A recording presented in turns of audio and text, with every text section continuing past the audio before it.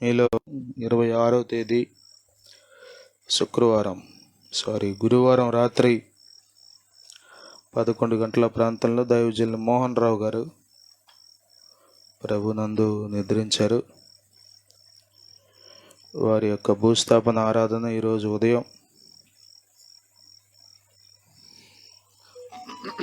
జరిగింది. మీలో చాలామంది పాల్గొన్నారు. మీ అందరికీ వందనాలు. మరి దైవజనులు మోహన్ రావు గారు, వారి కుటుంబం సహవాసంలో పరిచర్యలో చాలా యోగ్యులుగా ఉంటూ గొప్ప పనిని జరిగించారు. వారిని బట్టి నేను ప్రభువుని స్తుతిస్తున్నాను.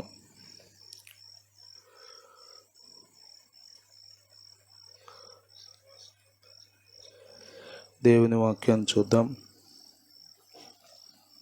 వారి కుటుంబ ఆదరణ కొరకు ఇంకా మీరు ప్రార్థనలు జ్ఞాపకం చేసుకోండి. ఆదివారం దైవజనుల ప్రయాణం, తిరుగు ప్రయాణం కాబట్టి వారి యొక్క క్షేమమైన ప్రయాణం కొరకు ప్రార్థించాలని మిమ్మల్ని కోరుతున్నాను. అపోస్తలుడైన పౌలు తెస్సలోనికి రాసిన మొదటి పత్రికలో నుండి 4వ అధ్యాయాన్ని గడిచిన కొన్ని రోజులుగా ధ్యానం చేస్తూ వస్తున్నాం.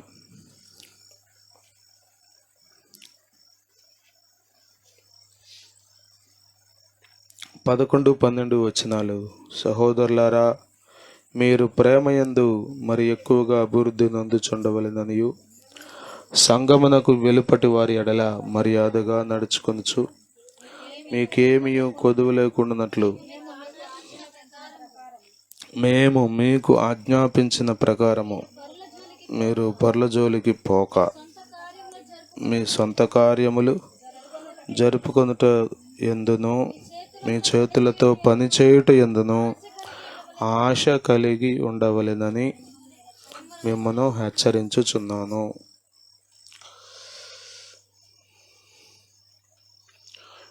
పౌలు గారు ఆత్మ సంబంధమైన విషయాలే కాకుండా భౌతికమైన విషయాలు అనగా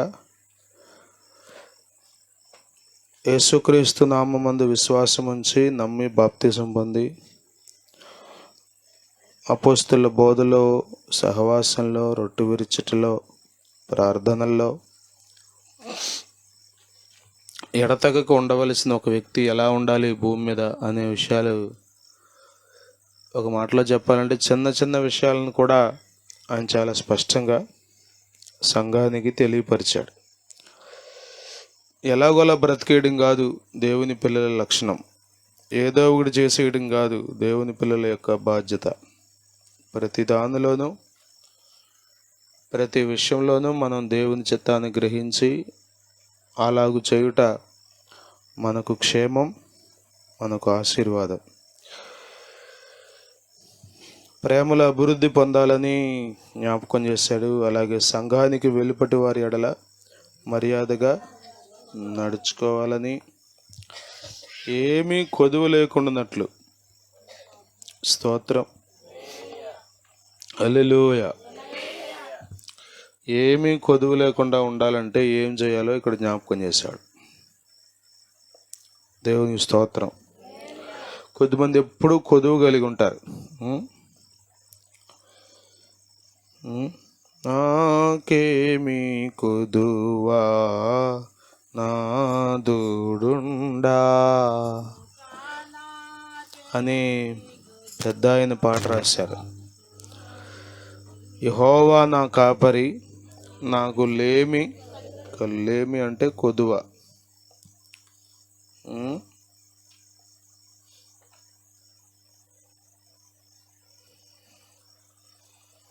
ఒక ఆయన అన్నాడు, పేదవాడిగా పుట్టడం నీ తప్పు కాదు, కానీ పేదవాడిగా చనిపోవటం ముమ్మాటికి నీ తప్పే అన్నాడు. అంటే అర్థం ఏంటంటే ఎక్కడ పుట్టాలో ఎలా పుట్టాలో మన చేతిలో లేదు, దేవుడే పుట్టిస్తాడు. కానీ పుట్టిన మనం ఇక అదే పేదరికంలో బ్రతకూడదు. ఏంటి బాబు ఎలా ఉన్న జీవితం అంటే, ఎన్నాళ్ళున్నా ఏముంది అయ్యగారు అట్టాగే ఉన్నాం, ఏదో అట్ట బతుకుతున్నాం, అట్లా ఉండాలని దేవుని చిత్తం కాదు. దేవుని స్తోత్రం. మీరు ఆశీర్వాదమునకు వారసులవుటకు పిలువబడితే అంటాడు 1 పేతురు పత్రిక 3వ అధ్యాయంలో. మనము ఆశీర్వాదమునకు వారసులు అవడానికి పిలువబడ్డాం. ఆశీర్వాదము అనేది దేవునికి ఇష్టం. దేవుని స్తోత్రం. సంఖ్యాకాండం మీరు చదివితే సంఖ్యాకాండం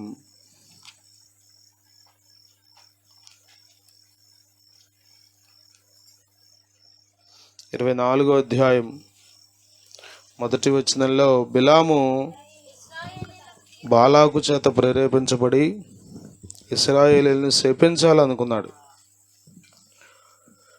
వింటున్నారా? అనేక ప్రయత్నాలు చేశాడు, బహుమానం కోసం లేకపోతే డబ్బుల కోసం ఇశ్రాయేల్ని ఏదో రకంగా శపించాలని. అక్కడికి వెళ్ళాడు, కానీ దేవుడు అతని నోట దీవెన మొక్కలేపించాడు తప్ప ఒక్క మాట కూడా, శపితమైన మాట బిలాము నోటి వెంట రానివ్వలేదు.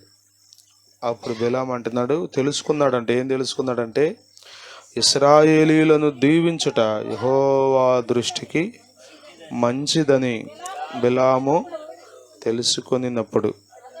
చూసారా ఏం తెలుసుకున్నాడు అంటే, ఇశ్రాయేలీయులను దీవించుట యెహోవా దృష్టికి మంచిది. స్తోత్రం. హల్లెలూయా, హల్లెలూయా. ఇంకెన్నాళ్ళున్నా అలాగే పేదరికంలో ఉండాలని దేవుని చిత్తం కాదు. అంటే దేవుణ్ణి నమ్ముకున్నది ఆశీర్వదించబడతామనా?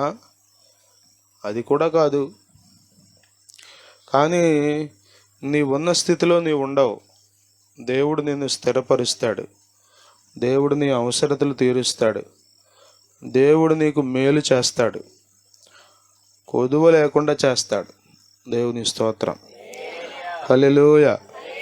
మీకేమీ కొదువ లేకుండానట్లు. వినాలిగా అసలు చెప్పేది చెప్పండి. కొద్దిమంది ఏమీ వినరు.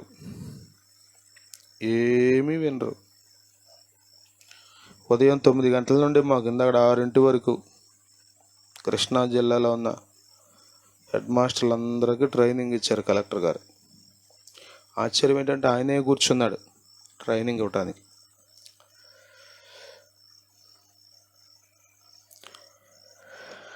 నేను సహజంగా గమనించేది ఏంటంటే, విన్న వాళ్ళ జీవితాలు విన్న వాళ్ళ జీవితాలు తేడా ఉంటాయి. కొద్దిమంది ఎక్కడా ఏమీ వినరు. అసలు చెప్పే మాటలు వినకపోతే ఎలా ఆశీర్వదించబడేది? మేము మీకు ఆజ్ఞాపించిన ప్రకారం అన్నాడు. అంటే ఆల్రెడీ చెప్పాడు, మరలా జ్ఞాపకం చేస్తున్నాడు. దేవుని స్తోత్రం. చెప్పేది ఎందుకోసం? ఇప్పుడు వాక్యం ఎందుకొరకు అంటే, చెప్పబడే మాటలు ఎందుకొరకు అంటే, మీరు కొదువ లేకుండా ఉండాలని. దేవుని స్తోత్రం. హల్లెలూయా. ఇక ఎన్నాళ్ళున్నా బేదరుపులు అరుస్తూ కూర్చోమని కాదు. కొద్దిమందికి ఎప్పుడు నాకు దగ్గర ఏముంది ప్రభు, ఏముంది, ఏమీ లేదు, ఏముంది, ఏమీ లేదు అనుకుంటా. మీకేమీ కొదువు లేకుండా. స్తోత్రం. ద్వితీయోపదేశకాండం 28వ అధ్యాయంలో మనం చదువుతాం కదా, నీవు నీ దేవుడైన యెహోవా మాట శ్రద్ధగా విని అని చెప్తూ, నీవు అప్పిచ్చదవు కానీ అప్పు చేయవు. నీవు తలగా ఉంటావు, నీవు పైవాడగా ఉంటావు, క్రిందవాడవుగా ఉండవు. నీకేమి కొదువు లేకుండా దేవుడు చేస్తాడు. దేవుని స్తోత్రం. హల్లెలూయా. ఆయన వాగ్దానములు, ఆయన మాటలు నమ్మదగినవి, మార్పు లేనివి. సమస్యలు ఎక్కడుందంటే, మనం ఆయన చెప్పినట్టు చేయట్లా, మనం ఆయన చెప్పినట్లుగా నడవట్లా, మనము ఆయన మాట చొప్పున, ఆయన బోధ చొప్పున నడుచుకోవట్లా. వింటున్నాం, మనకు నచ్చినట్టుగా బ్రతికేస్తున్నాం. వింటున్నాం, మనకు తోచినట్లుగా మన జీవితాన్ని కొనసాగించుకుంటున్నాం. అక్కడే మనం ఇంకా నష్టపోతూ వస్తున్నాం. ఇక అంటున్నాడు, మీకు ఏమీ కొదువ లేకుండానట్లు మీకు ఆజ్ఞాపించిన ప్రకారము పరుల జోలికి పోక. దేవుని స్తోత్రం. ఎందుకో తెసలోనికి సంఘానికి ఈ పదం ఆడాడు. 2వ పత్రికలో కూడా ఇదే మాట చెప్పాడు. 3వ అధ్యాయం 10వ వచనంలో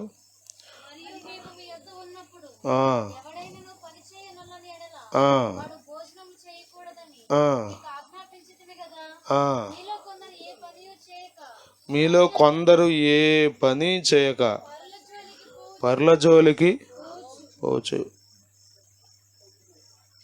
మీలో కొందరు ఏ పని చేయక పరుల జోలికి పోవచ్చు అక్రమముగా నడుచుకొనుచున్నారని. చూసారా ఎంత మంచి సాక్ష్యమో. అందరూ కాదు సుమా, సంఘంలో ఉన్న మీలో కొందరు ఏ పని లేదు. స్తోత్రం, హల్లెలూయా, హల్లెలూయా. పని ఉందా మీకేమన్నా? అసలు కొద్దిమందికి పని ఏంటంటే పర్ల జోలికి పోవడమే. అటు వెళ్ళే వాళ్ళ జోలికి ఒక అరగంట మాట్లాడుకోవడం, మళ్ళీ ఈలోపు ఇంకొకటి ఎవడో అటు వెళ్తాడు, మళ్ళీ ఆడి జోలికి మాట్లాడడం. నీకు మూడింది ఏమీ లేదు, అంతే. నీకు మూడి అట్లా అందరు ఊసులు తీస్తున్నావు. పర్ల జోలికి పోవడం అనేది దేవుని చిత్తమైన, అనుకూలమైన, దైవ వాక్యానుసారమైన పద్ధతి కాదు. దేవుని స్తోత్రం, హల్లెలూయా. పర్ల జోలికి నీకెందుకు చెప్పండి? ఏ పని లేనోడే ఈ పని చేస్తా కూర్చుంటాడు. అర్థమవుతుందా? ఖాళీ ఎక్కడుంది అసలు? ఖాళీగా కూర్చున్నవాడికి ఏముంటుంది? నీకు నోటికే పని. మేమ్మా వాళ్ళు అట్ట అంటగా వీళ్ళు ఎట్ట అంటగా. నీకు ఎందుకు అసలు? నిన్నేమన్నా ఉద్యోగం ఇచ్చి పెట్టాడండి దేవుడు ఏమన్నా వీళ్ళందరూ ఊసులు మాట్లాడమని? పర్ల జోలికి పోకూడదు ప్రియులరా. చాలాసార్లు మనం పర్ల జోలికి పోవడం మూలాన మన పేదరికాన్ని, మన దరిద్రాన్ని, మన శాపాన్ని పోగొట్టుకోకుండా అలాగే ఉంటున్నాం.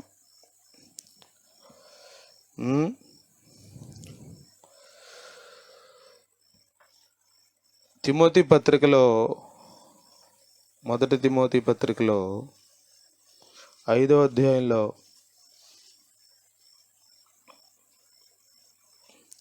యవనస్తులైన విధవరాండ్రను గురించి మాట్లాడుతూ తిమోతికి జాగ్రత్తలు చెబుతూ అంటాడు 13వ వచనంలో, వారు ఇంటింటా తిరుగులాడచ్చు. ఎవరు వీరంటే 11వ వచనంలో యవనస్తులైన విధవరాండ్రు. వీరు ఇంటింటా తిరుగులాడచ్చు. చెప్పండి. ఇప్పుడు వాలంటీర్ అంటే పాత గవర్నమెంట్లో 50 ఇళ్ళు అప్పచెప్పారు. వాళ్ళు 50 ఇళ్ళు తిరుగుతారు, వాళ్ళ పని అది. మరి నీకెవరిచ్చారు ఉద్యోగం నాకు తెలీదు. యేసు రక్తమే జయం. ఇంటింటా తిరగడమే. హల్లెలూయా, హల్లెలూయా. ఇంటింటా తిరుగులాడచ్చు. బద్దకు రాండ్రగుటకు మాత్రమే కాక. పేర్లు చూసారా? బద్దకు రాండ్రంట అంటే ఏంటి? బద్దకస్తుడు. పురుషలింగం, పుంలింగం అయితే స్త్రీలింగం ఏంటంటే బద్దకు రాండ్రు, బద్దకస్తురాలు. అగుటకు మాత్రమే కాక ఆడరాని మాటలాడుచు వదరుబోతులను పరుల జోలికి పోవువారు నగుటకును నేర్చుకొందురు. చూసారా? నేర్చుకుంటారు. ఇది నేర్చుకుంటారు.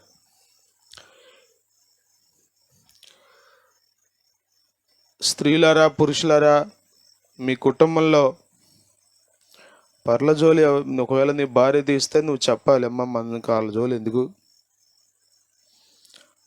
మనకు చాలు. మనం సరి చేసుకుంటే, మన విషయంలో మనం జాగ్రత్తగా ఉంటే, మాట్లాడరేంటి చాలు. మళ్ళీ వాళ్ళ జోలి మనకెందుకు? అపవాది చేసే ఒక పెద్ద మోసం మనల్ని అట్లా ఏదో ఇక అదే నీకు ఏదో ఉద్యోగం ఇచ్చారన్నట్లుగా ఎవరో నీకెవరో అసలు జీతం ఇస్తున్నారు అన్నట్టుకి అదే పని మీద ఉంటారు కొద్దిమంది. యేసు రక్తమే జయం కదా. బాగున్నారా అన్నారు అనుకున్నారు, తప్పులేదు దానికి. ఏం కూర వండుకున్నారు, అదేంటి ఇది. కొద్దిమందికి అన్నీ ఆరాలే. చెప్పండి, అంతెందుకు? యేసు రక్తమే జయం. క్షేమ సమాచారం తెలుసుకోవడం వేరు, పర్ల జోలికి పోవడం వేరు. పర్ల జోలికి పోవడం వలన నీకు శ్రమలు విస్తరిస్తాయి. పర్ల జోలికి పోవడం వలన నీవు నీ పాపాలతో సహా మళ్ళీ వాళ్ళ పాపాలు కూడా పోగేసుకుంటావు. యేసు రక్తమే జయం. చదవండి, ఆ మాట కూడా అదే అధ్యాయంలో ఉంటుంది చూడండి. 22వ వచనంలో, త్వరపడి ఎవని మీదనైనను హస్త నిక్షేపణము చేయకము, పరుల పాపములలో పాలివాడవై. చేసింది వాడే కానీ నువ్వు రాసుకున్నావు నెత్తికి. యేసు రక్తమే జయం.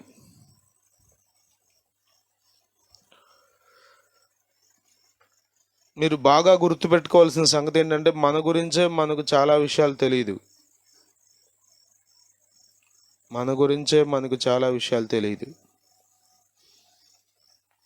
దైవ సంకల్పం చాలా సందర్భాల్లో మనకు అర్థం కాదు, ఏం జరుగుతుందో మన జీవితంలో. మరి ఇతరుల గురించి మనకేం తెలుసు? కాబట్టి ప్రియులారా, మనం పరుల జోలికి పోకూడదు. పేతురు పత్రికలో కూడా పేతురు భక్తుడు అంటాడు, పరుల జోలికి పోయి బాధ తెచ్చుకోవద్దు అంటాడు. 4వ అధ్యాయం చూడండి, 15వ వచనం. మీలో ఎవడను నరహంతకుడుగా కానీ, దొంగగా కానీ, దుర్మార్గుడుగా కానీ, పర్ల జోలికి పోవువాడుగా కానీ బాధ అనుభవింప. ఆడి జోలికి పోయి నువ్వే తెచ్చుకోవడం ఎందుకు? యేసు రక్తమే జయం. వాడి జోలికి పోవడం ఎందుకు? నువ్వు బాధలు కొని తెచ్చుకోవడం ఎందుకు? యేసు రక్తమే. చాలాసార్లు అనవసరమైన వాటికి భార్యాభర్తలు గొడవ పడతారు, ఎవరో విషయం. యేసు రక్తమే కదా. సంబంధం లేని విషయం, ఎవరి గురించో చెప్పండి. ఇక అది ఎంత వివాదం అయిపోద్దో. జీడిమెట్లో ఈ మధ్యన సంఘటన జరిగింది. 10వ తరగతి చదివే పిల్లంట, తండ్రి లేడు, తల్లి ఉంది, చెల్లుంది. ఇన్స్టాగ్రామ్లో ఎవడో పరిచయం అయ్యాడంట. ఈరోజు కలెక్టర్ గారు ఏం చెప్పారంటే, అసలు అవసరమైన దానికి కూడా మీరు ఫోన్ ఎక్కువ వాడొద్దు అన్నారు. మీరు ఫోన్ వాడితే క్రియేటివిటీ పోద్ది, క్రిటికల్ థింకింగ్ పోద్ది, హెల్త్ పోగొట్టుకుంటారు. మంచి వాటి కొరకు కూడా ఫోన్ చూస్తూ కూర్చోవద్దు, మంచి కూడా ఎక్కువ చూడొద్దు. ఫేస్బుక్లు, ఇన్స్టాగ్రాములు ఇవన్నీ మనకెందుకు చెప్పండి? ఇన్స్టాగ్రామ్లో ఎవరితో పరిచయం ఏర్పడిందంట. చదివేది ఏమో 10th క్లాసు. తల్లి బతిమాలు చెప్పిందమ్మా, నువ్వు చిన్నపిల్లవు నాన్న, ఇవన్నీ నీకు తగవంటే వాడితో కలిసి చంపేసింది తల్లిని. ఇప్పుడు చూడండి, తండ్రి లేడు,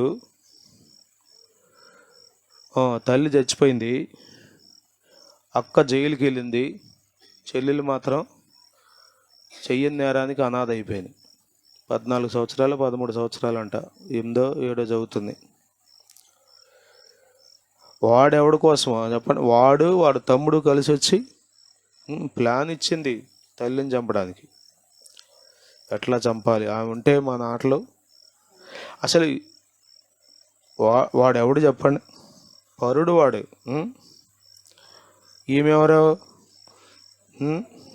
నిన్ను 9 మాసాలు మోసి కని పెంచి, తండ్రి లేకపోయినా నీ కొరకు తానే తండ్రిగా ఉండి బాధ్యత తీసుకుని పోషించి నీ అవసరతలు తీర్చిన తల్లి.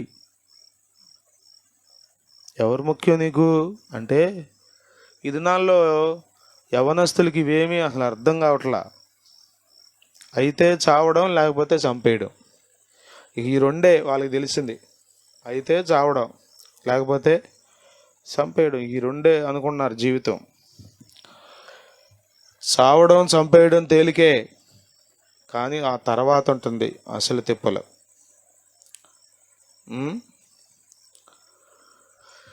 అందుకని పరుల ప్రస్తావన మన కుటుంబాల్లో ఎక్కువ శాతం రాకుండా చూసుకోవాలి.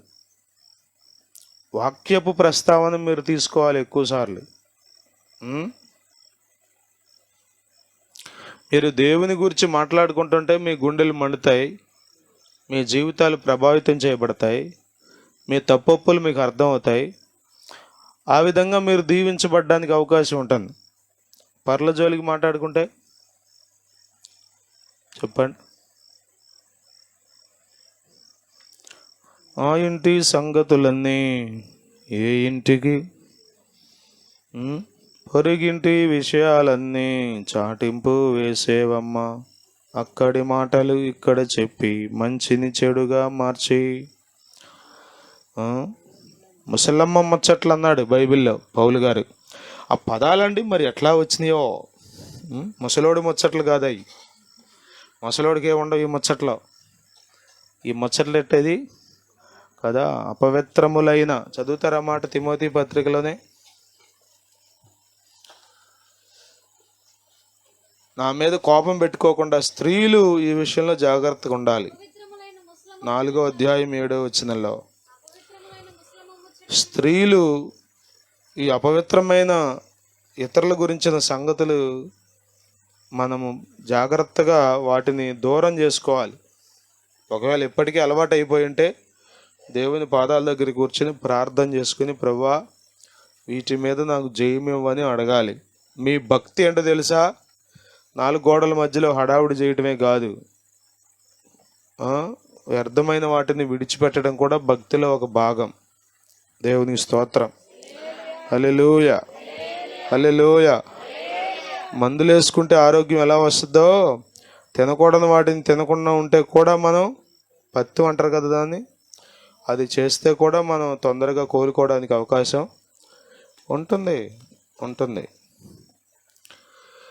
అపవిత్రములైన ముసలమ్మ ముచ్చట్లను విసర్జించి అన్నాడు. విసర్జించి అంటే అర్థం ఏంటి తెలుసా? మామూలుగా విడిచిపెట్టడం కాదు. అర్థమవుతుందా? కొన్నిసార్లు కొన్నిటిని మనం విడిచిపెట్టి అంటాం, కానీ కొన్ని విషయాల్లో విసర్జించి అన్నాడు. మల విసర్జన, మూత్ర విసర్జన అనే పదాలు వాడతాం. అంటే వాటిని విసర్జిస్తాం, మరలా ఎన్నడూ వాటిని తీసుకుంటామా? చెప్పండి.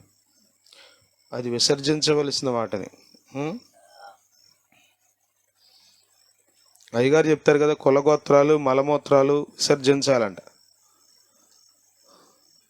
కొద్దిమంది పట్టుకు తిరుగుతారు, వేలాడుతూ ఉంటారు.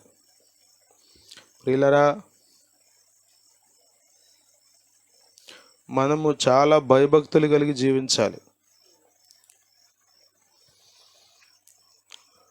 వ్యర్థమైన వాటి జోలికి పోకూడదు. వాటి వలన రూపాయి ఉపయోగం లేదు, సరికదా? నీ బిడ్డల మీదకి నీ మీదకి శాపం వచ్చి పడే అవకాశం. అందుకనే పౌలు గారు అన్నది, మీరు పరుల జోలికి పోక. దేవుని స్తోత్రం. హల్లెలూయా, హల్లెలూయా. చాలాసార్లు మనం చేస్తాం ఈ మాట, మాట్లాడుకుని ప్రభువా ఇప్పుడు దాకా మాట్లాడుకున్న మాట లేదన్న దోషం ఉంటే, అంటే నాకు అడ్డు అదుపు లేకుండా మాట్లాడుకుంటాను ప్రభువా, నువ్వు మాత్రం కడుక్కుంటా వెళ్ళిపో, నా పని వాగటం, నీ పని కడుక్కోవటం అని అన్నట్టుగా ప్రవర్తిస్తారు కొద్దిమంది. ప్రార్థన చేయడం తప్పు కాదు, కానీ అసలు ఎందుకు మాట్లాడుకోవాలి విస్తారమైన మాటలు? మీరు విస్తారమైన స్తుతులు చెల్లించండి, అది మీకు ఆశీర్వాదం. విస్తారమైన ప్రార్థన చేయండి, అది మీకు ఆశీర్వాదం. విస్తారమైన వాక్య ధ్యానం చేయండి, అది మీకు కొవ్వు మెదడు దొరికినట్లుగా మీ యొక్క ఆత్మకు ఆశీర్వాదం. కానీ విస్తారమైన మాటలు ఉన్నాయే, ఖచ్చితంగా అది మీకు దోషంగాను శాపంగాను మారిపోద్ది. ఎక్కువ మాట్లాడేటప్పుడు ఏం జరుగుతుందో తెలుసా? మనిషి 1 నిమిషానికి 250 పదాలు మాట్లాడగలడంట. ఎన్ని? 250 పదాలు.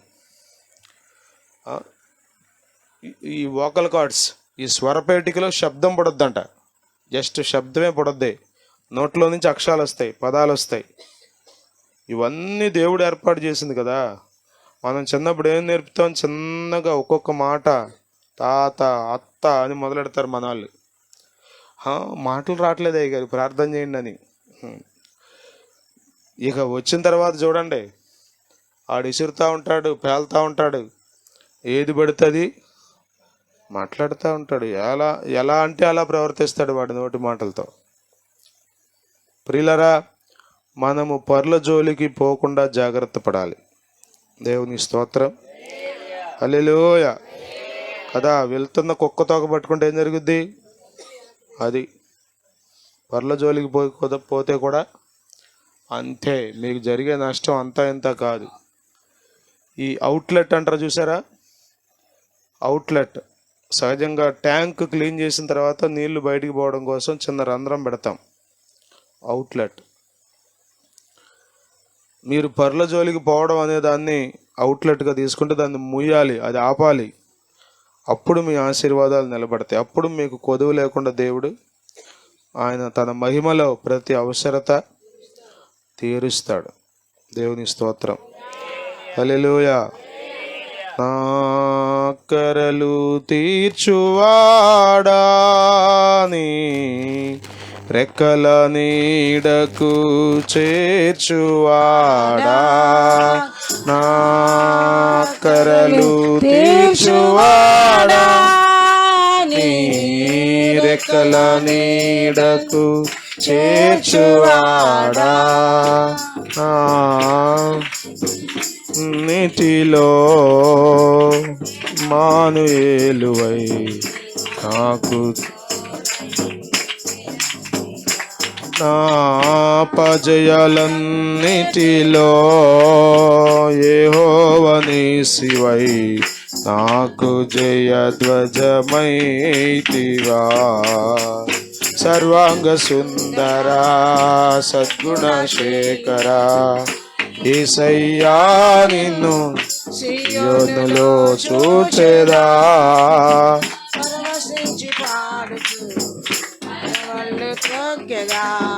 యేసయ్యా నిన్ను సియోనులో చూచెదా, పరవశించి పరవళ్ళు త్రొక్కెదా, పరవశించి పాడుచు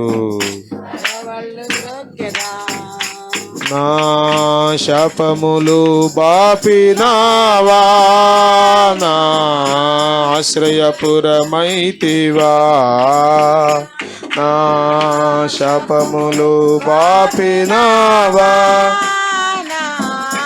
ఆశ్రయపురమైతివా, నా నిందలన్నిటిలో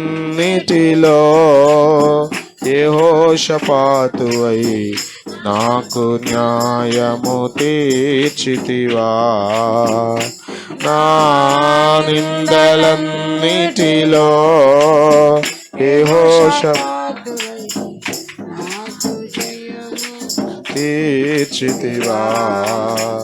సర్వాంగ సుందరా సద్గుణ శేఖరా, యేసయ్యా నిన్ను సర్వాంగ సుందరా సద్గుణ శేఖరా, అనండి, సర్వాంగ సుందరా సద్గుణ శేఖరా, యేసయ్యా నిన్ను సియోనులో చూచెదా, పరవశించి పాడుచు పరవళ్ళు త్రొక్కెదా. యేసయ్యా నిన్ను సియోనులో చూచెదా, పరవశించి పాడుచు పరవళ్ళు త్రొక్కెదా, పరవశించి పాడుచు పరవళ్ళు త్రొక్కెదా. యేసయ్యా నిన్ను సియోనులో చూచెదా, యేసయ్యా నిన్ను సియోనులో చూచెదా, యేసయ్యా నిన్ను సియోనులో చూచెదా, పరవశించి పాడుచు పరవళ్ళు త్రొక్కెదా పరవశించి పాడుచు పరవళ్ళు త్రొక్కెదా.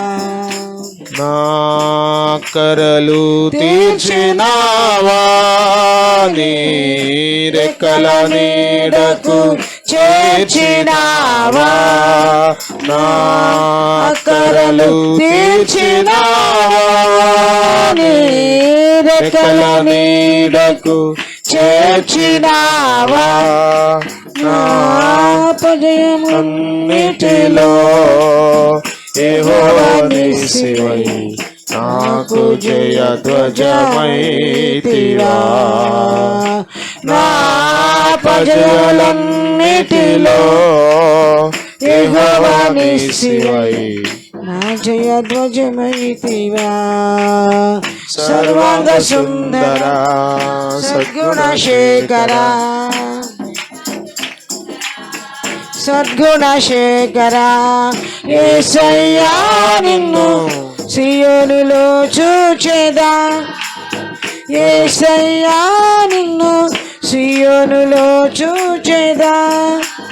పరవశించి పాడుచు పరవళ్ళు త్రొక్కెదా పరవశించి నిన్ను సియోనులో చూచెదా పరవశించి పాడుచు పరవళ్ళు త్రొక్కెదా పరవశించి పాడుచు.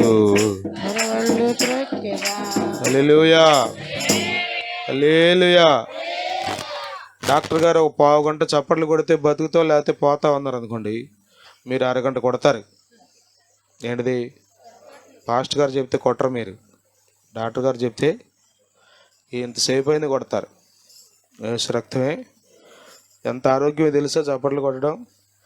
అసలు ఎంత బాధగా కూర్చున్నారో కొద్దిమంది, నాకు ఎందుకు వచ్చింది కర్మ అన్నట్టుగా. ఏది మందిరంలో కూర్చోటం, అసలు ఏమి శబ్దం రాకుండా. మా చిన్నప్పుడు అప్పడాలు కట్టెల పొయ్యిలో కాల్చేవాళ్ళు, దానికి నెయ్యి రాసేవాళ్ళు. అటు రాస్తున్నారు కొద్దిమంది, అప్పడాలకు నెయ్యి రాసినట్టు చక్కగా నల్లగా రాస్తున్నారు. చెప్తున్నా కదా, చాలాసార్లు మనం అందరి మాట వింటాం, దేవుడి మాట తప్ప. అసలు పాస్టర్ గారి మాట అయితే కొద్దిమందికి అసలు లెక్కే ఉండదు. ఆయనదే ఉంది, ఆయన మామూలే. యేసు రక్తమే జయం. యేసయ్య అంట సర్వాంగ సుందరుడు అంట. నానా విను, పడుకొని.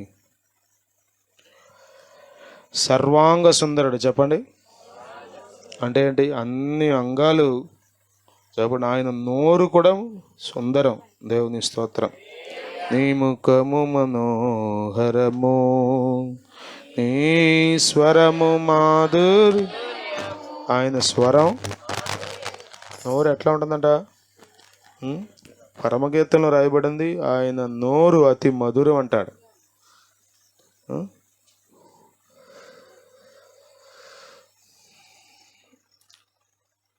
మనము ప్రభువు బిడ్డలం. దేవుని స్తోత్రం. హల్లెలూయా. మనము పర్ల జోలికి పోకుండా బహు జాగ్రత్తగా ఉంటే ప్రభు కృప చూపుతాడు. అంటాడు, పర్ల జోలికి పోక మీ సొంత కార్యములను జరుపుకొనుట యందును మీ చేతులతో పని చేయుట యందును ఆశ కలిగి ఉండవలెననియు మిమ్మును. అది పని చేసే ఆశ ఉండాలి మనకి. దేవుని స్తోత్రం. హల్లెలూయా హల్లెలూయా. వీటినాలి మీరు. సొంత చేతులతో మీ దేవుడు మీకు ఇచ్చినటువంటి పనులు చేసుకునే ఆశ ఉండాలి. ఎన్నడూ సోమరిగా ఉండడానికి ఇష్టపడకండి. అర్థమవుతుందా? కొద్దిమంది ఎప్పుడో రిటైర్ అయిపోయారు, ఇప్పుడే 40 ఏళ్ళకి 50 ఏళ్ళకి అయిపోయింది. అయ్యా ఇంకేమన్నా ఆ పని? ఏమీ లేదు ఇక. అంట్లు తోమడానికి ఒక ఆమె వస్తుంది, ఇల్లు ఊడవడానికి ఒక ఆమె వస్తుంది, నిన్ను తోమడానికి ఒక ఆమె వస్తుంది. ఇల్లు చెప్పండి, అంతా యేసు రక్తమే. నువ్వు ఇక హాస్పిటల్లో గడపటమే నీ జీవితం. అర్థమవుతుందా? మీరు కష్టపడి పని చేయమని బైబిల్ చెప్తుంది. 6 దినములు 6 రోజులు మీరేం చేయాలి? కష్టపడాలి. అర్థమవుతుందా? నేను ఉదయం పూట స్కూల్కి వెళ్ళా. మధ్యాహ్నం పెదముత్తేవులో అయ్యగారికి 13 సంవత్సరాలు వివాహం అయిన తర్వాత 13 సంవత్సరాలకు ఒక పాపను దేవుడిచ్చాడు. ఆ పాప అన్నప్రాసన గృహప్రతిష్ఠ ఆరాధన అయితే అక్కడికి వెళ్ళా. అక్కడి నుండి మోహన్ రావు గారి దగ్గరికి వచ్చాం. మళ్ళీ అక్కడి నుండి బందర్ వెళ్ళాం. మళ్ళీ అక్కడి నుండి మళ్ళీ రాత్రి 10ంటికి మళ్ళీ వెళ్ళాం మోహన్ రావు గారి దగ్గరికి. పొద్దుట లేచి మళ్ళీ రెడీ అయిపోయి మళ్ళీ వెళ్ళి అటు నుంచి అటు వెళ్ళి ఇదిగో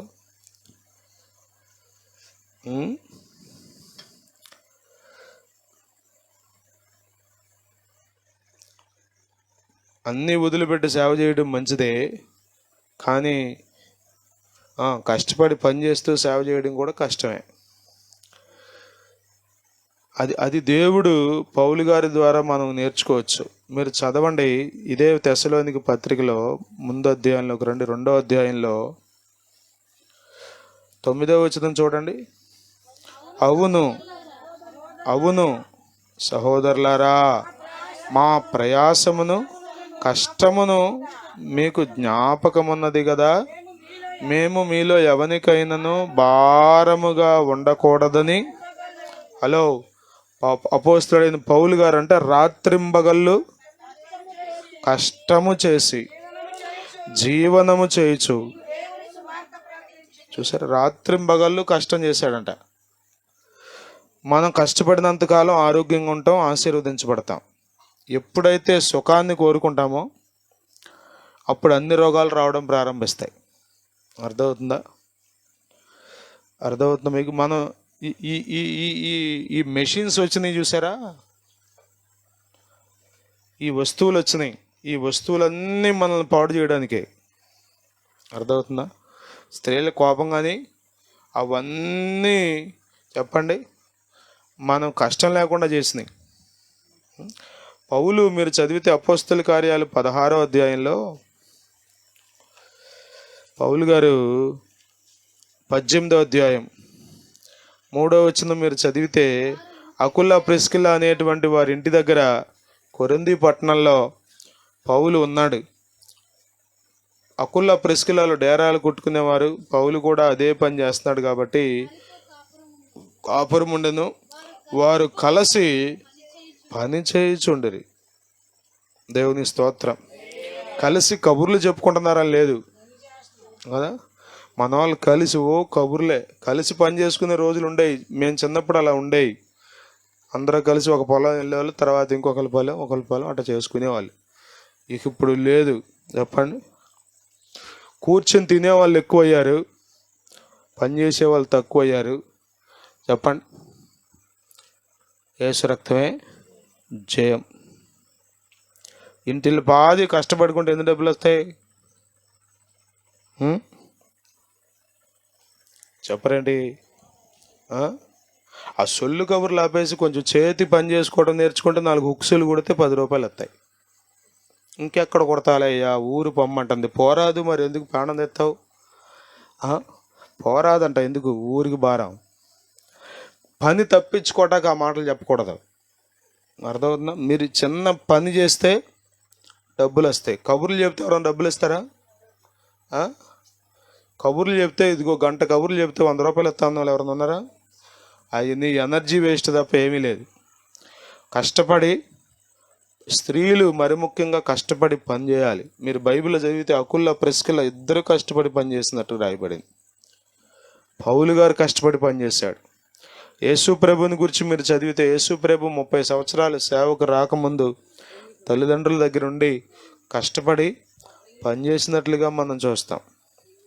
ప్రియులారా, దేవుడు సోమరులను ఎన్నటికీ దీవించడు. సోమరి చేసే పని ఏంటంటే మాటలు చెప్పటమే, ఇంకే పని చేయడు. యేసు రక్తమే జయం. మనం ఆశ కలిగి ఉండాలి. ఏం ఆశ తెలుసా? కష్టపడి పని చేయాలనే ఆశ. స్తోత్రం. హల్లెలూయా, హల్లెలూయా. అర్థమవుతుందా? వేసవకాలం అంటాడు పనికి వెళ్ళమంటే. వేసవకాలం ఎండలు వస్తాయి, వర్షాకాలం వర్షాలు వస్తాయి, చలికాలం చల్లగా ఉంటుంది, చలిగా ఉంటుంది. మరి ఎప్పుడు వెళ్తా? ఇంకెప్పుడు వెళ్తా? ఏ కాలం వెళ్ళవు నువ్వు. నేను చేసుకున్నందుకు ఆవిడికి తిప్పలేవు. యేసు రక్తమే జయం. ప్రియులారా, విశ్వాసం నిన్ను సోమరిని చేయకూడదు. నేను దేవుడిని నమ్ముతున్నాను కాబట్టి ఇక అంతా దేవుడే చూసుకుంటాడని నేను కష్టపడను అంటే దాన్ని విశ్వాసం అనరు. అర్థమవుతుందా? దైవికమైన విషయాల్లో మనం నమ్మాలి, మన కష్టార్జితం విషయంలో కూడా దేవుని నమ్మాలి, కానీ మనం కష్టపడాలి. నిశ్చయముగా నీవు నీ చేతుల కష్టపడి సంపాదించుకోవాలి. దేవుని స్తోత్రం. కష్టపడడంలో ఉన్న ఆనందం మనకు తెలియాలి. డిగ్నిటీ ఆఫ్ లేబర్ అన్నారు. అడుక్కోవడం తప్పు, కానీ కష్టపడి పని చేసుకోవటం తప్పు కాదు. ఏ పని అయినా చేయండి, తప్పు కాదు. అడుక్కోవడం, అప్పులు తెచ్చి ఎగ్గొట్టడం, చెప్పండి, అవన్నీ పాపపు పనులు. పాత ఇనుప సామాను తప్పే ఉంది. ఖాళీ బాటిల్ ఏరుకో తప్పే ఉంది. కుట్టు మిషన్ నేర్చుకుని కుట్టుకో తప్పే ఉంది. ఏ పనైనా చేయి, తప్పు లేదు. మోసం చేయకుండా, ధనాపేక్ష లేకుండా కష్టపడి పని చేసుకోవడానికి ఇష్టపడాలి. పౌలు గారు అంటున్నాడు, సంఘానికి బోధిస్తున్నాడు. ఆ తెస్సలోనిక పత్రిక 2వ పత్రికలో కూడా చూసారా మీరు? అసలు మీరు కష్టపడకపోతే భోజనమే చేయొద్దు అన్నాడు. చూసారా? ఎంత మండిందో అనుకుంటా నేనైతే. పని చేయ నొల్లని ఎడల వాడు భోజనము చెయ్యకూడదు. అర్థమవుతుందా? మన సిస్టంలో ఎందుకో పని చేయటం నేర్పలా. పిల్లలంటే ఏంటి? చదువుకోవడమే. మీరు చూస్తే చైనా ఎడ్యుకేషన్ సిస్టంలో చిన్నప్పుడే అన్ని పనులు, ఎల్కేజీలోనే. మీరు చూడండి, చైనా ఎడ్యుకేషన్ సిస్టమ్ అని యూట్యూబ్లో కొట్టి చూడండి. చిన్నప్పుడే ప్రతిదీ నేర్పిస్తారు వాళ్ళకి. అందుకనే ప్రతిదీ చైనాలోనే తయారవుద్ది. మనకి ఎరువులు ఆపేశారంట ఈ సంవత్సరం. మన ఎరువులన్నీ, పిండి కట్టలన్నీ వేసారా, అవన్నీ చైనా దేశం నుంచే వస్తాయంట. ఈ మధ్యకాలంలో ఇండియాకు పాకిస్తాన్కి గొడవ జరిగిందిగా. పాకిస్తాన్కి చైనా సపోర్ట్ చేస్తుంది. ఎందుకని? శత్రువుకు శత్రువు మిత్రుడవుతాడుగా, అంతేనా? మనకాడు శత్రువు, ఆడికి ఇంకొకటి శత్రువు. ఇప్పుడు నువ్వు ఆడు కలుస్తావు. ఎందుకని? ఇద్దరికి ఒకటే శత్రువు కాబట్టి. అట్టా వాళ్ళు కలిశారు. అందులో భాగంగా ఎరువులు ఆపేశారు. మీరు చైనా ఎడ్యుకేషన్ సిస్టమ్ ఎలా ఉంటుంది? చిన్నప్పటి నుంచే కష్టపడి పనిచేయడం నేర్పుతారు. దేవుని స్తోత్రం. హల్లెలూయా. ప్రసంగి గ్రంథంలో రాయబడింది, మనం వెళ్ళే పరలోకంలో కానీ పాతాళంలో కానీ పనులు ఉండవు. పాతాళంలో ఏముంటాయి? ఏడ్పును పండ్లు కొరుకుట ఉంటుంది. పరలోకంలో ఏముంటుంది? స్తుతులు, ఆరాధన, ఆనంద గీతాలు ఇవి ఉంటాయి. మరి పనులు ఎక్కడుంటాయి? ఇక్కడే ఉంటాయి. 9వ అధ్యాయం 10వ వచనంలో, ప్రసంగి గ్రంథం 9వ అధ్యాయం 10వ వచనం, చేయుటకు నీ చేతికి వచ్చిన ఏ పనినైనను శక్తి లోపం లేకుండా కొద్దిమంది చెప్పండి, ఎక్కడ వేయాల్సిన నాటకం అక్కడ వేస్తారు పనిలో. మీరు గుర్తుపెట్టుకోండి, ఈ దినాల్లో తెలివితేటలు అనుకున్నారు. ఎక్కడ వేసే డ్రామా అక్కడ వేస్తే ఆడమ్మ బతకగలడమ్మ, ఆడు ఎక్కడైనా బతికేయగలడు. ఎందుకని? డ్రామాలు వేయటం వచ్చంటాడు. అసలు ఆ చిన్నోడి గురించి నా బాధమ్మ, ఆడికి ఏమీ తెలియదు. ఎందుకని? ఒళ్ళొంచి పని చేస్తా అంట. అది ఒళ్ళొంచి పని చేస్తాడు. ఇక మన చేదని ఆళ్ళ చేదని చూసుకోడంట. మన చేతిలో ఒక రకంగా, ఆళ్ళ చేతిలో ఒక రకంగా చేయటం నేర్చుకున్నవాడు చెప్పరండి తెలివైనోడు. అట్లా కాకుండా మంచి మనస్సాక్షి కలిగి ఒళ్ళంచి పనిచేసేవాడు అమాయక చక్రవర్తి. వాడు ఎట్టా బతుకుతాడని ఈవిడి పాపం చింత.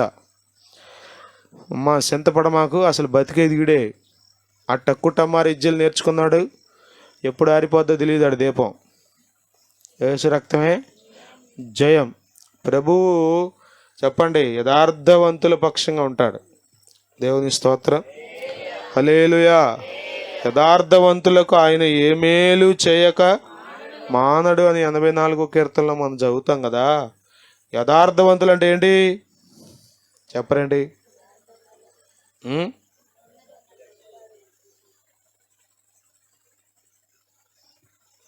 యేసు రక్తమే జయం. యథార్థత మీలో ఉండాలి. కష్టపడి పని చేయాలి. దేవుని స్తోత్రం. మీరు బైబిల్ గ్రంథంలో ఎవరినైనా చూడండి, దేవుడు ఎవరిని ఏర్పాటు చేసుకున్నా అంటే పనిచేసే వాళ్ళని. ఆమోసు మేడి పండ్లు ఏరుకుంటున్నాడు. ఆమోసు ప్రవక్త జీవిత చరిత్ర చదివితే మీరు ఆమోసు మేడి పండ్లు ఏరుకున్నాడు. మేడి పండ్లు ఏరుకుంటుంటే దేవుడు పిలిచి అతన్ని జనములకు ప్రవక్తగా నియమించాడు. దావీదు మాట్లాడండి, గొర్రెలు కాచుకుంటున్నాడు. అతన్ని పిలిచి దేవుడు రాజుగా అభిషేకించాడు. మోషే ఏం చేస్తున్నాడు చెప్పండి? గొర్రెలను మేపుతున్నాడు. తన మామయ్య అయిన ఇత్రో మందను మేపుతుండగా మండుచున్న పొదలో నుండి దేవుడు అతన్ని ఏర్పాటు చేసుకుని పిలుచుకుని ఇశ్రాయేలీయులకు నాయకుడిగా చేశాడు. సోమరులను ఏర్పాటు చేసుకున్నట్టుగా, సోమరులకు పని అప్పచెప్పినట్టుగా బైబిల్లో ఎక్కడ మనం చూడం. మనం కూడా అప్పచెప్తాం సోమరికి. చెప్పండి. మా ప్రహర్షిత్ ఇక్కడ ఉన్నాడా? వాడు ఎట్లా ఉంటుందంటే వాడికి లైన్లో ఉంటే ఒక రకం, లేకపోతే మనం పని చెప్తే చచ్చినా చేయడు. ఇంకొకరికి అప్పచెప్తాడు. అమ్మాయి మంచినీళ్ళు పట్టరా నువ్వు వెళ్ళి ఆనకంట, మంచినీళ్ళు తెచ్చి అంటాడు. అందరూ నాకే పని చెప్తున్నారు. అసలు ఏంటి మంచినీళ్ళు తెస్తాం, ఇది కిచెన్లోకి వెళ్ళి ఒక గ్లాసు ముంచి నీళ్లు తీసుకురావడం అంట పని అంట. అందరూ ఆయనకే చెప్తున్నారంట. బాగుపడతాడా? పని చేయుటకు ఆశ కలిగి ఉండాలి. స్తోత్రం.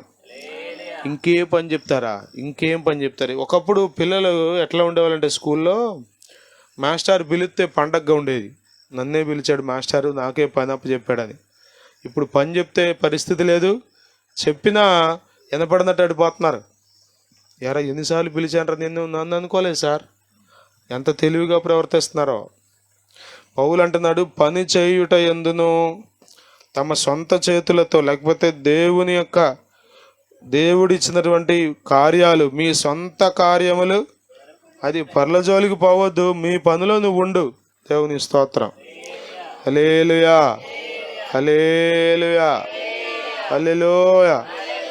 ఇంటిల్లో బాది కష్టపడటంలో తప్పేమి. కనీసం నువ్వు కష్టపడిపోయినా నీ భర్త కొరకన్నా ప్రార్థన చేయాలిగా. ప్రభువా, పురుషుడయ్యా వెళ్ళాడు నాయన, మేమందరం ఇంట్లో కూర్చున్నాం, ఆయనే కష్టపడుతున్నాడయ్యా, కృప చూపునాయన. కనీసం ప్రార్థన చేయవద్దు. ఆలజోలు ఏలజోలు నీకెందుకు? నీ కుటుంబం సంగతి నువ్వు చూసుకోరాదు, వాళ్ళందరూ ఇల్లు సంగతి నీకెందుకు? నిన్నేమన్నా వాలంటరీగా పెట్టాడేంటి చంద్రబాబు గారు? ఏమ్మా మీకు రేషన్ వచ్చిందా? ఏమ్మా మీకు పెన్షన్ వచ్చిందా? మీకు కిరసనాయిలు వచ్చిందా? ఈ గొడవ అంతా ఎందుకు నీకు? మీ సొంత కార్యములు జరుపుకొనుట యందును, మీ చేతులతో పని చేయుట యందును. సంఘము పని చేసే సంఘంగా ఉండాలి. దేవుని స్తోత్రం. హల్లెలూయా, హల్లెలూయా.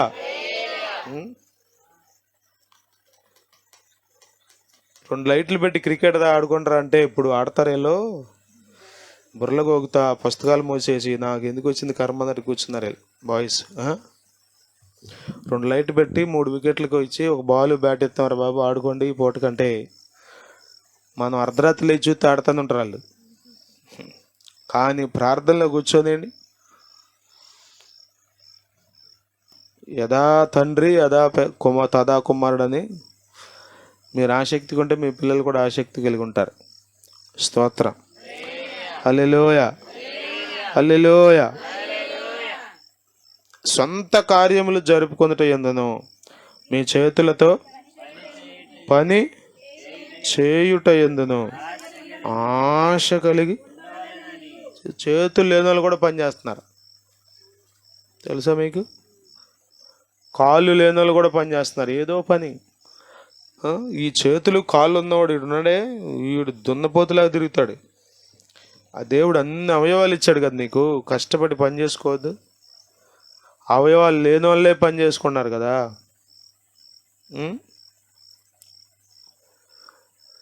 కొద్దిమందికి చెప్పండి, ఎద్దులాగా పెరిగిన ఆడికి అమ్మే పెట్టాలి మధ్యలో. పాపం తిండంట అబ్బాయి. మరేం చేస్తాడు చెప్పండి? దాన్ని ప్రేమ అనే కంటే కూడా ఆడిని పాడు చేయటం అనాలి. అర్థమవుతుందా? పిల్లలకు మనం పని చేయటం నేర్పాలి. దేవుని స్తోత్రం. ద వాల్యూ ఆఫ్ వర్క్ మనం పిల్లలకు నేర్పాలి. పని ఎందుకు చేయాలి కదా. కనీసం వాడు పడుకున్న మంచం దుప్పట్లన్నా మడతెడతారా పిల్లలు? మన పిల్లలు మనం చెప్పము అసలు సుకుమారం. వాడు తిన్న ప్లేట్ ఉన్న కనీసం లోపల పెడతాడా? యూరోపియన్ కంట్రీస్లో లేకపోతే వెస్ట్రన్ కంట్రీస్లో కల్చర్ ఏంటో తెలుసా? ఎవరు తిన్న ప్లేట్ వాళ్ళే కడుక్కోవాలి. తినే ముందు ఆడే కడుక్కోవాలి, తిన్న తర్వాత ఆడే కడుక్కోవాలి. అక్కడ పడేయటం కాదు, మొత్తం అన్ని అమ్మ తీసుకెళ్ళి కడగడం కాదు. ఎవడ ప్లేట్ ఆడు కడుక్కోవాలి. తప్పేమన్నా ఉందా?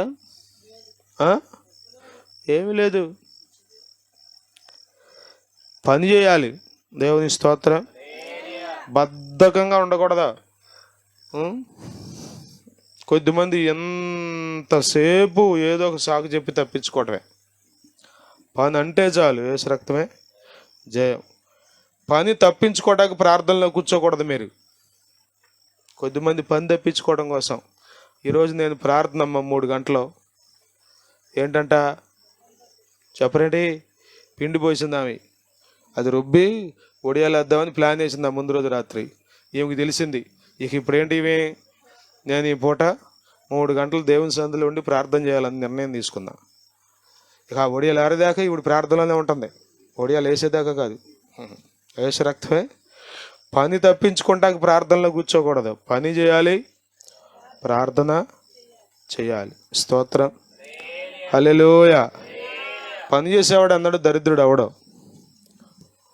ఇంకో మాట చెప్పిన, పని చేయడమే నీకు ఆరోగ్యం. అసలు అర్థం, పని చేయడమే నీకు ఆరోగ్యం.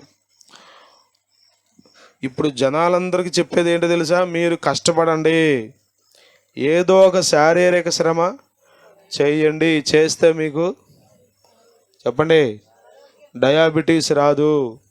ఒకవేళ వచ్చినా కంట్రోల్లో కష్టపడి పని చేయండి.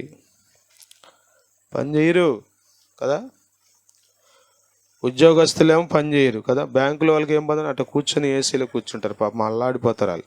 అందుకని సాయంత్రం ఉదయం చెమటలు పట్టేటట్టు అటు ఇటు పరిగెత్తారు, నడుస్తారు.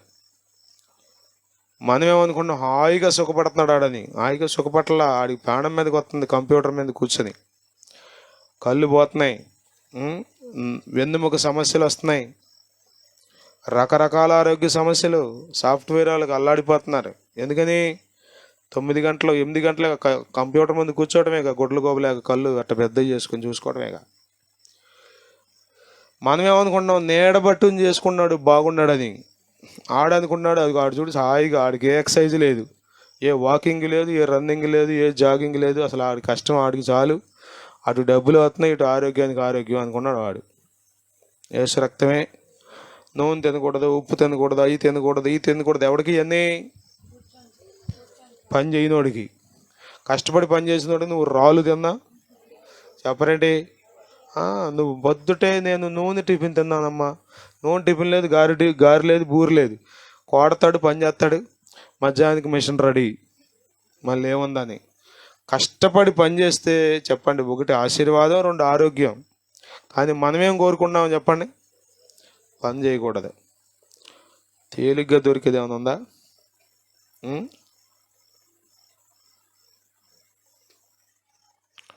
మీరు ఈ శరీరానికి సుఖం అలవాటు చేస్తే ఎన్నడూ కష్టపడటానికి ఒప్పుకోదు. అందుకని మనం దీనికి సుఖాన్ని అలవాటు చేయకూడదు. ఈరోజు మాకు ఆడిటోరియం, కృష్ణా యూనివర్సిటీ ఆడిటోరియంలో పెట్టారు. ఆ మీటింగు ఏసీ వేశారు. ఆ మాట్లాడే ఆయనలో ఒక ఆయన మోటివేషన్ స్పీకర్ని తీసుకొస్తే ఆయన అన్నాడు, ఇక్కడ ఈ హాల్ మెయింటైన్ చేసేది ఎవరు?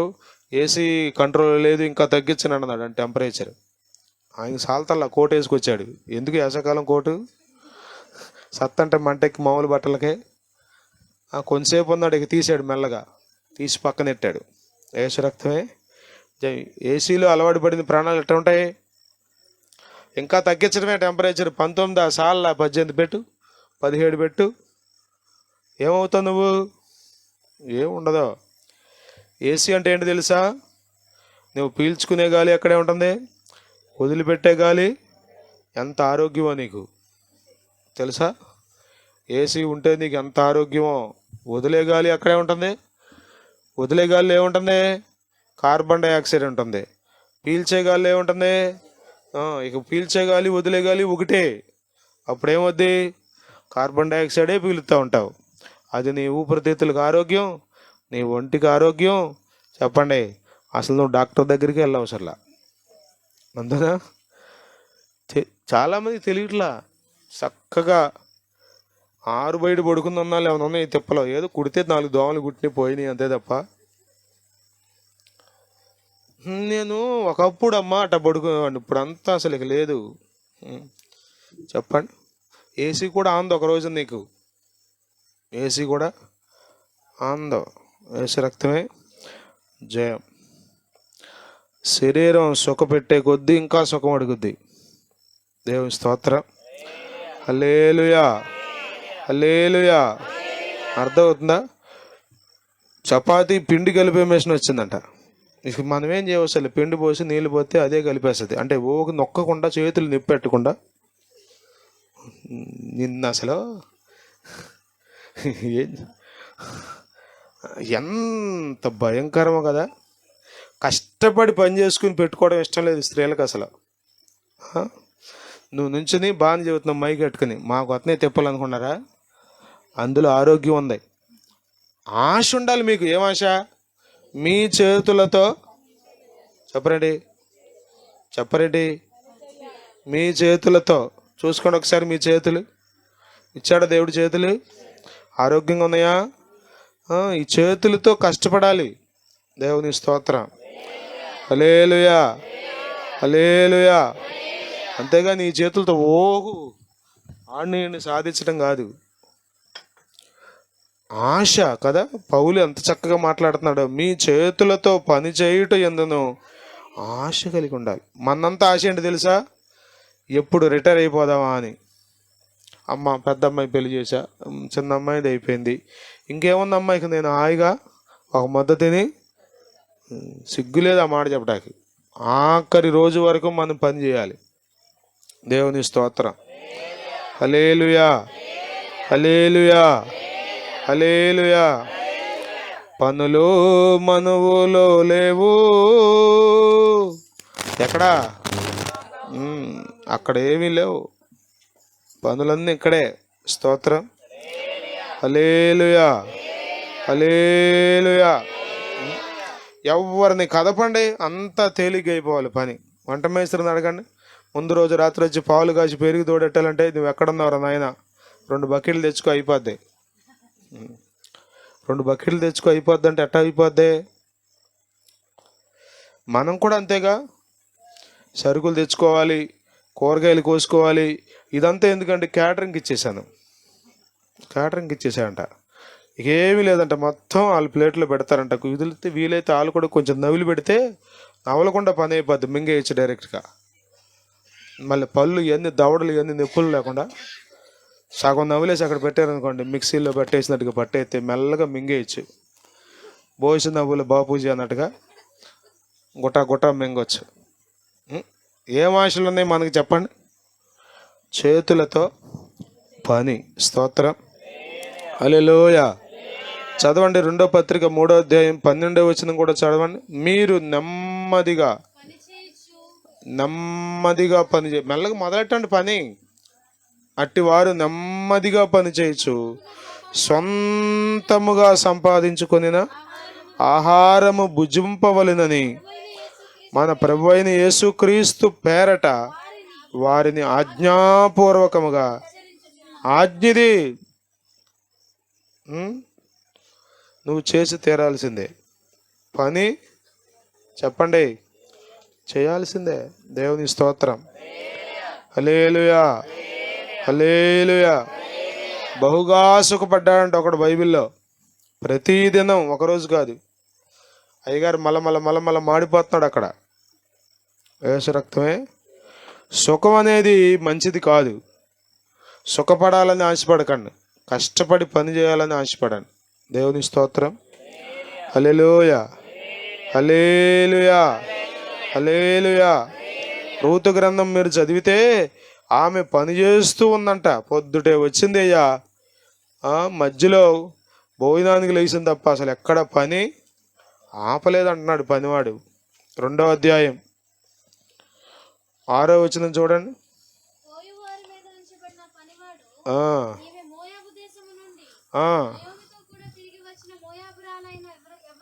యవ్వనురాలు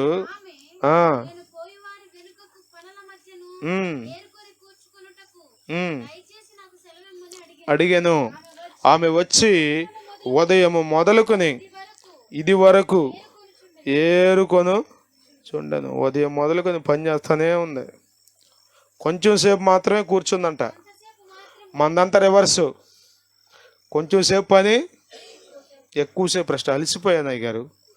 ఏంటంట, గిన్నెలతో అలసిపోయిందంట. 1 గంట రెస్ట్. ఎందుకు అవుద్ది పని? కోటానికి ఎందుకు వస్తా టయానికి? ఒక పని చేయను, కొంచెంసేపు కూర్చోను. యేసు రక్తమే చేయం. ఉదయం మొదలుకొని పని చేస్తూనే ఉంది. పని చేసింది మనిషి, అమ్మాయి ఏమన్నా? అంతకుముందు ఏమన్నా పని చేసిందా? చెప్పరేంటి? పొలాలు వెళ్ళిన మనిషి ఏమన్నానా? బొద్దింకలేదన్నా, తోస్తే వెళ్ళిపోద్ది. ఏమో. హల్లెలూయా. రూతు దీవించబడ్డానికి ఒక కారణం ఏంటో తెలుసా? మాకు ఈ ఊరు తెలీదు, ఈ పొలాలు తెలీదు, ఈ గొడవ ఏమో నాకు తెలీదు, నేను నమ్ముకుని వచ్చా. ముసలాన్న వెళ్ళి సంపాదించుకురా, నేను కూర్చొని తింటా అందా? యవనస్తురాలే కదా. ఇందాకడ యవనస్తురాలైన విధవరాండ్ర గురించి మాట్లాడే పౌలు గారు తిమోతితో, అదే లెక్కలో ఉన్న మనిషి. కానీ ఎవరి జోలికి పోకుండా పనిలో పడింది కాబట్టి దేవుడు ఆమెను దీవించాడు. దేవుని స్తోత్రం. హల్లెలూయా, హల్లెలూయా. అర్థమవుతుందా? ఆశ ఉండాలి, ఆశ ఉండాలి. ఎవరో రాశాడు, బతకాలనే ఆశ లేదయ్యా అని. మరేం ఆశ ఉంది అసలు? ఆ పాట ఏంటో మరి నాకు అర్థం కాదు.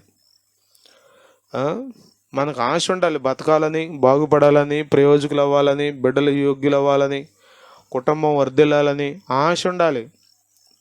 కొన్నిసార్లు నిరాశ వచ్చినట్టు అనిపించినా, అపవాది తెచ్చినా, దేవుని పేరట దాన్ని జయించి తిరిగి మరలా మనం ఆశని కలిగి ఉండాలి. There is hope in the Lord. ప్రభువులో గొప్ప నిరీక్షణ మనకుంది. దేవుని స్తోత్రం. మీరు కష్టపడి పని చేయండి, దేవుని మార్గాల్లో నడవండి, దేవుడు మిమ్మల్ని దీవిస్తాడు. హల్లెలూయా. కష్టపడి పని చేయమన్నారు కదా అని దేవుడిని కూడా వదిలేసి తిరగమాకండి. పనులంట దేవుణ్ణి ఆరాధించండి, కష్టపడి పని చేయండి. 6 రోజులు కష్టపడమన్నాడు, 7వ రోజు విశ్రాంతి దినం అన్నాడు. విశ్రాంతి దినం అనేసరికి మన వాళ్ళకి అనుకున్నారు ఇక విశ్రాంతి తీసుకోవాలని. విశ్రాంతి దినం అంటే అది పరిశుద్ధంగా ఆచరించే దినం. మనం శరీరంతో కష్టపడాలి, అదే సమయంలో దైవ భక్తిని మనం కలిగి ఉండాలి. అది దేవుని చిత్తం. హల్లెలూయా, హల్లెలూయా. ప్రియులరా, సోమరివాని జీవితం చాలా భయంకరంగా ఉంటుంది. సోమరివాని దరిద్రత ఎవడు తీయలేడు. అర్థమవుతుందా? ఏదో స్కూల్కి వెళ్ళే వాళ్ళకి కాదు, ఇంటిలో పాది అమ్మఒడి వేసినా తీయలేడు. ఇంటిలో పాది మొత్తం అందరికి అమ్మఒడి డబ్బులు పడ్డా ఆ దరిద్రం పోదే కాదు. ఎక్కడొచ్చినాయి అయిపోయినాయిగా. అది నెల వేయాలి, సంవత్సరం కాదు వేయాల్సింది. నెల ఎత్తే ఏమన్నా తిని పెడతాడు కూర్చొని. ఇక ఎటు నుంచి ఏమొస్తుందా అనే తప్ప ఎక్కడ ఉంటుంది చెప్పండి? ఉండదు. మనం కష్టపడిందే మనకు మిగులుద్ది. దేవుని స్తోత్రం. హల్లెలూయా, హల్లెలూయా. నేను ముగిస్తున్నాను. మనము ప్రయాసపడాలి, కష్టపడాలి, పనిలో కూడా ఓర్పుగా కష్టపడాలి. కొద్దిమంది ఇక తట్టుకోలేక చెప్పండి ఏం చేస్తారు? చేసిన పని అంతా పాడు చేసేస్తారు చివరికి, తట్టుకోలేక. అయిపోయింది, ఇంకేముంది? అందుకే సామెతల గ్రంథం 21వ అధ్యాయంలో అంటాడు, తాలిమి లేక పని చేయవానికి నష్టమే ప్రాప్తించింది అంటాడు 5వ వచనంలో. తాలిమి అంటే అర్థమేంటి తెలుసా? ఓర్పు. పని చేసేటప్పుడు కూడా ఎలా ఉండాలి? ఓర్పు. ఒక్కొక్కసారి బాగానే డబ్బులు వచ్చినట్టు ఉంటాయి, ఒక్కోసారి అసలు రావు. ఒక్కోసారి ఎంత కష్టపడ్డా పని తెవలదాం. ఇప్పుడు చిక్కుముడి తీయాలనుకోండి, కొస ముళ్ళు పడిపోయింది, తీయాలనుకోండి ఎట్ట తీయాలి? కత్తిరించి పారేస్తే అయిపోద్ది అనుకుంటే అయిపోద్ది, కానీ అది దేనికి ఉపయోగపడదు ఆ కొస. పని చెప్పండి, ఓర్పుగా చేయాలి. దేవుని స్తోత్రం, హల్లెలూయా. మనము ఆశ కలిగి ఉండాలి. ప్రభు నాకు కొదువు లేకుండా చేయాలి, ప్రభు నా పరిస్థితి మార్చాలి, నేను కష్టపడి పని చేసుకుంటాను. స్తోత్రం. మీరు ప్రభువుని పక్కన పెట్టి కష్టపడద్దు. ఇది రెండు బ్యాలెన్స్ చేసుకోవాలి మీరు. ప్రభువు లేకుండా మనం ఏమీ చేయలేము, ఓడిపోతాం, నష్టపోతాం, పడిన కష్టం కూడా వ్యర్థమైపోయే ప్రమాదం ఉంటుంది. కాబట్టి మనం కష్టపడి పనిచేయాలి. ప్రభు మన కష్టాన్ని దీవించాలి. తద్వారా మన పరిస్థితుల్లో గొప్ప మార్పు రావాలి, కొదువలు కొరతలు తీరిపోవాలి. ప్రభు అట్టి కృప మనకు అనుగ్రహించునుగాక. ప్రార్థన చేసుకుందాం.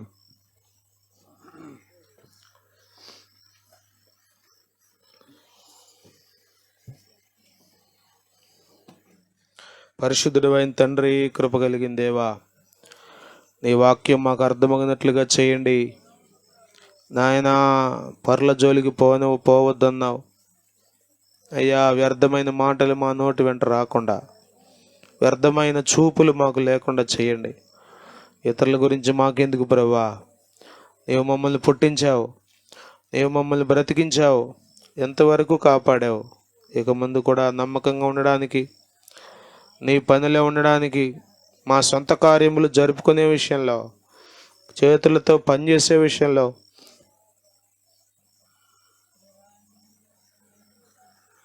ఆశ కలిగి ఉండడానికి మాకు సహాయం చేయండి ప్రభువా. వ్యర్థమైన వాటి మీద మనసు తీసివేయండి నాయన. నువ్వు ఏది విడిచిపెట్టమన్నావో వాటిని విడిచిపెట్టడానికి సహాయం చేయండి. సుఖాశక్తి మాలో నుండి తీసివేయండి. ఇదిగో, దేవుని కంటే సుఖానుభవం ఎక్కువగా ప్రేమించేవారు అంత్య దినాల్లో ఎక్కువైపోయారని మీ వాక్యంలో రాయబడింది. ఈ దినాల్లో మాకు సుఖం ఎక్కువైపోయింది ప్రభువా. అయ్యా, ఎక్కువసేపు ప్రార్థన చేయలేకపోతున్నాం, ఎక్కువసేపు స్తుతించలేకపోతున్నాం, ఎక్కువసేపు చేతులు పైకెత్తలేకపోతున్నాం, ఎక్కువసేపు చప్పట్లు కొట్టలేకపోతున్నాం, ఎక్కువసేపు మోకరించలేకపోతున్నాం, కొంచెంసేపు కూడా క్రమం కలిగి మందిరంలో ఉండలేకపోతున్నాం. మా శరీరాలు సుఖాన్ని కోరుకుంటున్నాయి, సుఖానికి అలవాటు పడిపోయింది నాయన. మమ్మల్ని క్షమించు, నన్ను క్షమించు నాయన. నాయనా నాయనా నాయనా, ఇదిగో పౌలు అన్నాడు, నేను నా శరీరాన్ని నలగొట్టుకుంటున్నాను అన్నాడు ప్రభువా. ఈ శరీరం అనేక మార్లు మీ చిత్తం నెరవేర్చకుండా మాకు ఆటంకంగా మారుతుందని గ్రహించుకున్నాడు పౌలు. అందుకనే తన శరీర విషయంలో ఎంతో జాగ్రత్త తీసుకున్నాడు. ప్రభువా, మాకు కూడా కృప చూపమని ప్రార్థన చేస్తున్నాం. వాళ్ళ జోలికి పోకుండా మాకు సహాయం చేయండి. వ్యర్థమైన మాటలు మాలో రాకుండా సహాయం చేయండి. ఇద్దరు విశ్వాసులు కూడుకున్నప్పుడు ప్రభువా, మీరు సంతోషించే మాటలు మాట్లాడుకోవడానికి, పరలోకం ఆనందించే సంభాషణ మా మధ్య ఉండడానికి సహాయం చేయండి.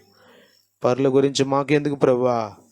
వ్యర్థమైనవి మా నోట రాకుండా సహాయం చేయండి. ఇదిగో, సజ్జనుడి వలె మేము ఉండడానికి, మంచి ధననిధిని కలిగి ఉండడానికి, మంచి విషయాలే మా నోటి వెంట రావడానికి సహాయం చేయండి. దుర్జనుడు తన చెడ్డ ధననిధిలో నుండి ఎప్పుడు దుర్విషయాలే బయటికి తెస్తాడన్నావు. నీ నోటి మాటను బట్టే నీకు తీర్పు ఉంటుందన్నావు కదా ప్రభువా. పరుల పాపాల్లో పాలివారై ఉండకుండా మాకు సహాయం చేయండి. కనికరించండి ప్రభువా. వాక్య ప్రకారం జీవించడానికి మాకు సహాయం చేయండి, సహాయం చేయండి, సహాయం చేయండి ప్రభువా. మీరు సహాయం చేయండి. బోధించిన విషయాలు జాగ్రత్త కలిగి బ్రతకడానికి కృప చూపండి నాయనా. మీకు వందనాలు. కష్టపడే మనసు మాకు దయచేయండి నాయనా.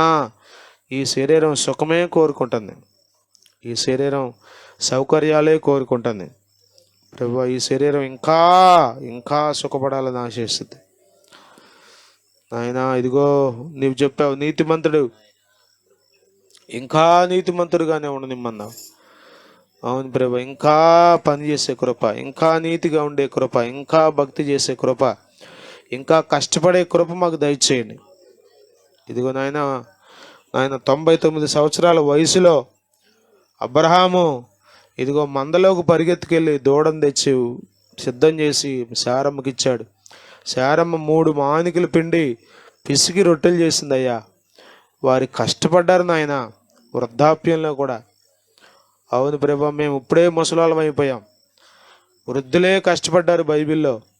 మేము ప్రభా మా బిడ్డలు ఇప్పటికే వృద్ధులైపోయారు అయ్యా, సోమరిపోతులు అయిపోయారు నాయన. సోమరితనమనే శాపం మాల నుండి తీసివేయండి అయ్యా, సోమరితనం తీసివేయండి. ఇంట్లో ఒకళ్ళు కష్టపడటం కాదు ప్రభువా, అందరూ కష్టపడుకునే కృప, కొదువులు తీర్చుకునే కృప, దీవించబడే కృప అయ్యా, ఆశ ఒక్కొక్కరి హృదయాల్లో మీరు కలుగజేయండి నాయన, కలుగజేయండి నాయన, కలుగజేయండి నాయన. ప్రభా ఆశ దయచేయండి ప్రభా.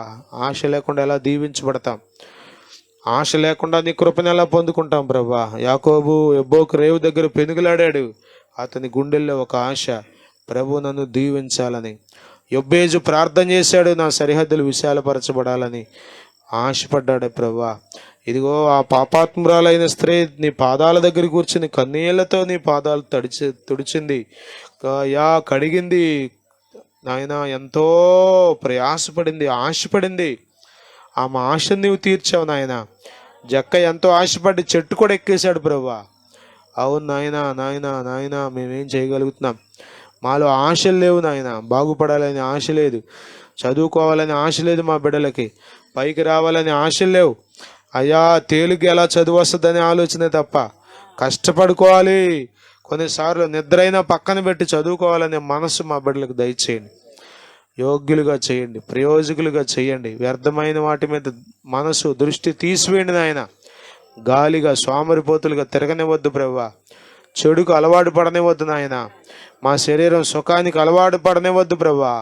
నాయన జాగ్రత్త కలిగి ఉండడానికి మీ కృప చూపమని మనం చేస్తున్నాం. నీ వాక్యం మా అందరి హృదయాలు ఫలింపు చేయండి అయ్యా.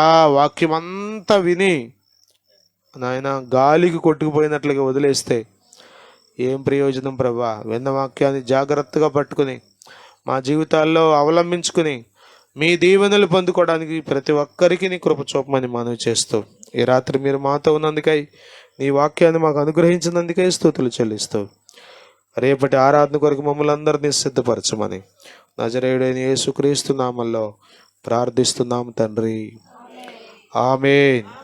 ఇప్పుడు మన పరమ తండ్రి అయిన దేవుని ప్రేమ, కుమారుడైన యేసుక్రీస్తు కృప, పరిశుద్ధాత్మని అన్యోన్య సహవాసం మనందరికి తోడైండి నడిపించునుగాక. ఆమేన్. యేసు రక్తమే జయం, శిలువ రక్తమే జయం. ప్రభు యేసు నామమునకే సంపూర్ణ విజయం కలుగునుగాక. ఆమేన్. హల్లెలూయా, హల్లెలూయా, హల్లెలూయా. అందరికి వందనాలు.